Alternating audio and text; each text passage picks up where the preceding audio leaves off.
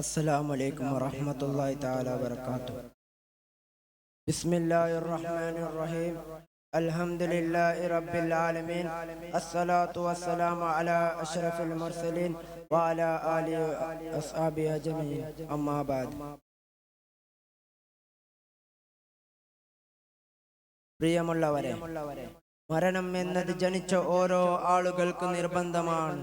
കുല്ലു നഫ്സിൻ സായിഖത്തുൽ mouth. മരണം എല്ലാ ശരീരങ്ങളെയും രുചിച്ചു നോക്കുമെന്ന് പരിശുദ്ധ ഖുർആനിൽ നമുക്ക് പഠിപ്പിച്ചു തന്നിട്ടുണ്ട്. ഖബർ എന്നത് ഭയാനകമായ ലോകമാണ്. ചുറ്റിലും ഇരുട്ടാക്കപ്പെട്ട ആ ഖബറിൽ നാം രക്ഷ നേടണമെങ്കിൽ അതിനായി നാം തെറ്റിൽ നിന്ന് ഒഴിഞ്ഞു മാറി ജീവിക്കണം.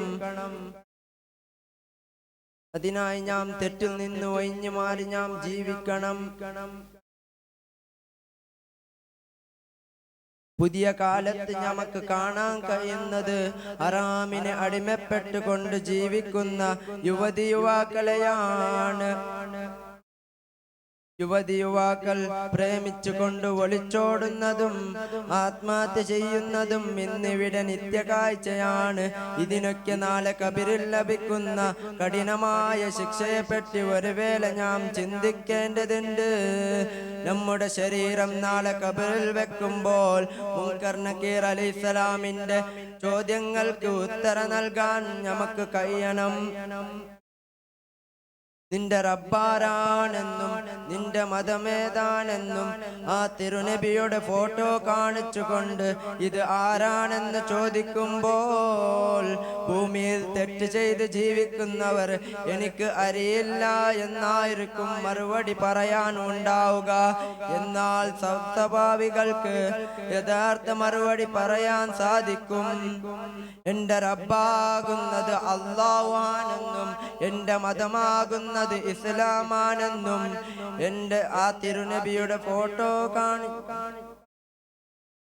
ആ ഫോട്ടോയിൽ കാണുന്നത് മുത്തു മുഹമ്മദ് മുസ്തഫ സല്ലല്ലാഹു അലൈഹി വസല്ലം ആണെന്നും പറയാൻ കഴിഞ്ഞവർ സ്വർഗത്തിലേക്ക് അയക്കപ്പെടുമെന്ന് പണ്ഡിതന്മാർ നമുക്ക് പഠിപ്പിച്ചു തന്നിട്ടുണ്ട്. ഓ എന്റെ പ്രിയപ്പെട്ട കൂട്ടുകാരെ, മരണം എപ്പോഴും സംഭവിക്കാം. എല്ലാ സമയത്തും നാം മരണത്തെ ഓർത്തുകൊണ്ടായിരിക്കണം ജീവിക്കേണ്ടത്.